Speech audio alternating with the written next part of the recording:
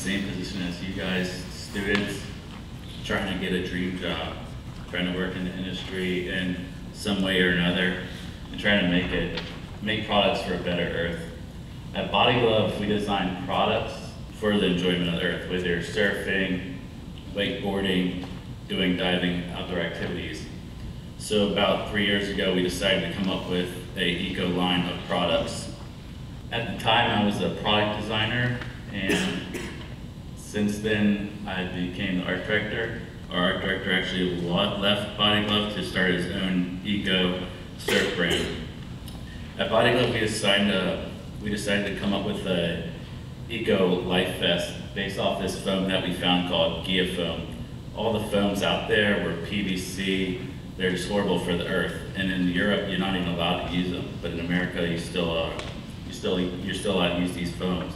So we decided to come up with a vest that was using better foams. And we were one of the first companies, actually the first company to come up with a vest like this. Also, you got to think of the whole entire system, not just the product, but the packaging, everything to go with it. This is the foam. This is for our wetsuit, actually. And we're using a DuPont Sonora. It's a cornstarch-based exterior, and then an interior based out of Japan. It's a petroleum-free product, and then an interior. And here's the finished product. The thing with doing this vest is, though, this is for wakeboarders, people that are on their boats all day. When I went down to Florida with these wakeboarders, the first thing they do is go to the gas station, and they fill up 6 huge drums, huge, to put in their boat all day, to run back and forth on the lake. And I was thinking, you gotta be kidding me. We're doing eco design on something that you use with a boat all day. So for me, some of this stuff can be kind of hypocritical. But the same sense is you're making a step, you're making an effort, doing more than what people were doing.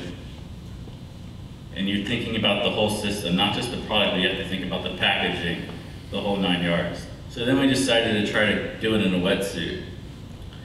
Wetsuits are tough because they're all made out of neoprene, which is a petroleum-based product.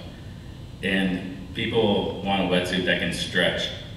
So we decided to come up with a wetsuit using, like I said, a non-petroleum based rubber. So we found a company in Japan that was creating a limestone, it was derived from limestone rubber. It wasn't being used on wetsuits at all, it was being used on in the medical field. And then we also found a DuPont outer stretch nylon that was derived from cornstarch. So this is the eco wetsuit. This wetsuit has kind of put us on the map in the eco world, and probably why I'm here. Because it's the first green wetsuit. And since then, we've kind of started building on this eco line. Yeah, it's great for marketing.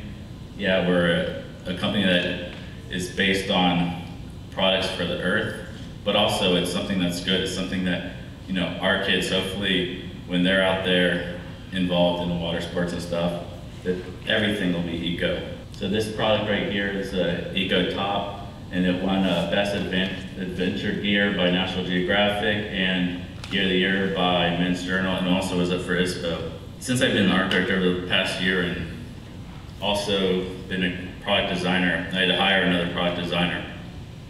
And the product designer, when I was looking for one, got one from San Jose.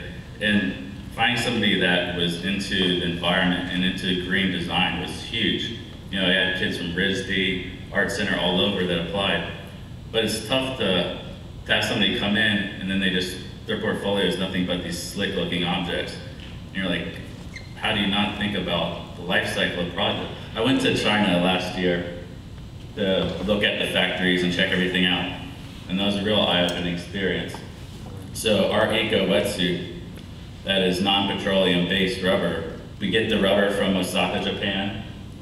Then it's shipped down to Dongguan, China. And then it goes to California, where we're based out of, Los Angeles. And it goes to all the surf shops. So this is something that people don't think about when you think about a product. Don't think about where it comes from, where it's going to, how long it's traveled. You just think about the material. And that's not the whole thing. You can't just think about the material, you can't just think about the packaging. So this was some images in the factory when I was in China. You walk in there, they show you their stuff, they show you your stuff that they're developing, you're like, oh, pretty cool. And then you see what else they have going on, and you're like, you've got to be kidding me. You walk into huge rooms where they're laminating materials, and you can't even go in there without like covering your mouth, and people are in there just going away like no big deal. That was kind of an eye-opener for me. They're pumping out low-cost products. It's low-cost labor, of course, but cost of living is a lot cheaper, so it's kind of a comparison. And like we were talking about before, short life cycles. You want low-cost products at Target and your Costco's, everything like that, but you have to realize that's a short life cycle. You get a Mac, you know you're gonna only have it for 3 or 4 years because after then, it's pretty much obsolete. And in China, there's no environmental regulations. In Dongguan, China, one of the biggest manufacturing areas, you can't even see the sun. It's just nothing but gray. But that's where we produce all of our products now as a country. Here's another image from there. This is kind of when I started a little shell shock, because you're thinking, oh, we're doing such a great thing, but in the end, you're just like one little part. But it's good to just, at least you're trying to do something. We all know consumption's not gonna end. We're a consumer society. We're the biggest consumers on the planet. But I do feel that design, marketing is huge. In business, we can shape how we consume. And the consumers can slowly start shaping how the designers design things. You know, if the consumers are saying, we're not buying any more cars with this crazy low miles per gallon, then the companies aren't gonna design Hummers anymore. And as everybody's talking about before, products must be designed for their whole use, the life cycle, the end use, how they break down in the end. People just design products to sell, and then, hey, what, you throw it in the trash can, wherever it goes, I don't know. But that's not the whole essence. What happens to the product afterward? Does it biodegrade? Does it sit in a landfill forever? Then I had the opportunity to work with the college I went to in Philadelphia and mentor a student on their senior thesis last year. And the student, August Knox, was really passionate about doing something that was going to be green design, just thinking about green materials and all that sort of stuff. And after having this experience, I heard on NPR about a group in Seattle that are doing something called a 100-mile diet, where they just eat food that's produced in a 100-mile radius of Seattle. And I was like, what a great idea. Why don't people design within a 100-mile radius of their city? And you can only use products in manufacturing within a 100-mile radius of the city. So we started talking about this with some of the professors of the school I went to, and we were like, geez, if you do that, you can cover the whole entire country, pretty much. And then you can also cover the whole entire world. And it gets you thinking, why did we get into the thing where everything's outsourced? You know, it's not good for the economy, it's not good for anything. If you look on the back of all your tags, everything's made in Asia. So August came up with a great brief for this. She wanted to design a bag that every single piece of this product is made within 100 miles of herself. And she was in Philadelphia, so she found industrial felt. And the product itself, it's a good product and stuff, but I think the more the concept of, you know, putting your finances and putting jobs and using local materials, it's probably the biggest concept there. You know, why do we buy stuff in China and then we don't really follow up on it? You know, it's not just the United States, China's also a part of this earth too, and if they're not being regulated, it's kind of a bad thing. So over the past 3 years also, with my experience at Body Glove, I've started doing more of a grassroots product project, and I created this thing called the Love Movement. It's kind of a little side project that I do anonymously, but I created this thing called the Love Movement to try to create artwork and create stuff from used items, found items, and give back. So I create some kind of politically driven artwork. Then I use it for a purpose. So this was an art piece that I created for Save Trestles. Save Trestles is one of the most famous surf breaks in California and in the world, and they're putting a toll road right through it. They're trying to, at least.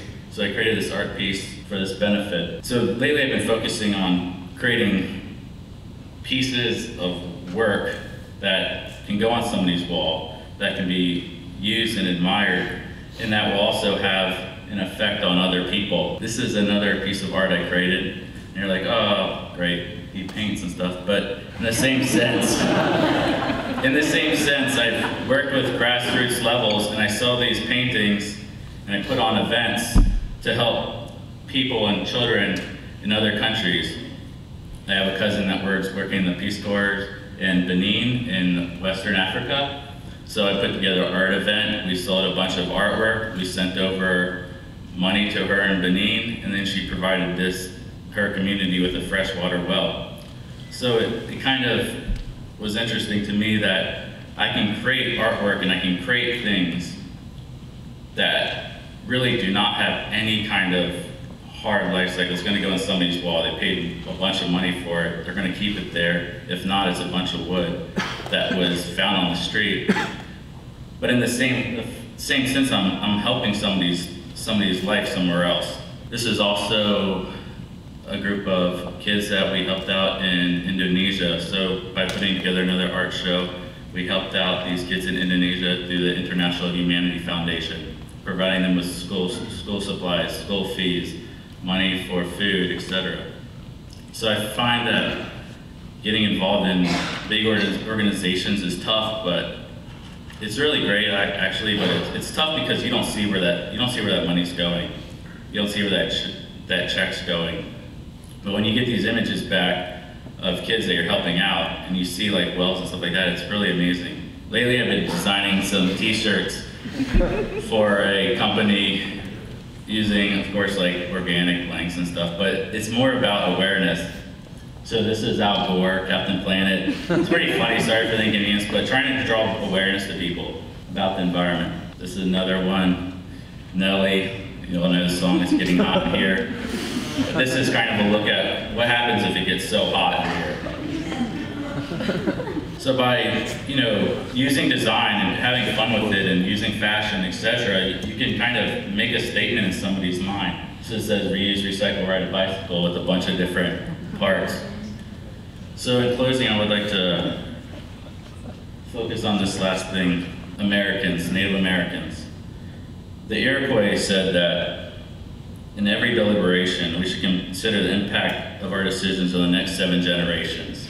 If you think of where this country came from 7 generations ago, and we had this mentality, where would we be now? But if we start now, we can make an impact. And here's a little shameless plug for the next art show that's going to be helping out the kids in Bali and Thailand. Thank you again for coming out. If you guys are students, hopefully in another 5 years, you guys will be giving these presentations. If you're professionals, I admire you for coming out here. Thanks a lot.